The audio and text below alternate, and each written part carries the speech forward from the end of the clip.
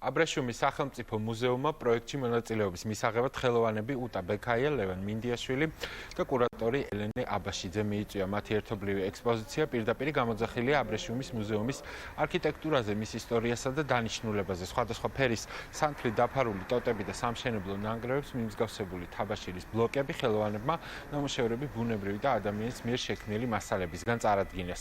გამოფენა სახელწოდებით ღამის ინტერვენცია აბრეშუმის სახელმწიფო მუზეუმში დღეს 8 საათზე გაიხსნება და 1 თვის მანძილზე გაგრძელდება.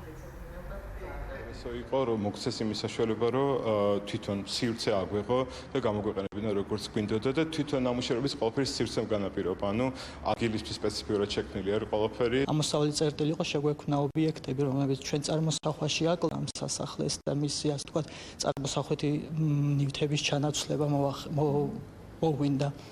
და მეორე ფაქტორი იყო თვითონ ობიექტები ყოფილიყო რაღაცა ის შუალედური ნაწილი ადამიანის მიერ შექმნილსა და ბუნებაში არსებულს შორის. მედია პრიზის სახელწოდებით ადამი განაცხადების მიღებას იწყებს.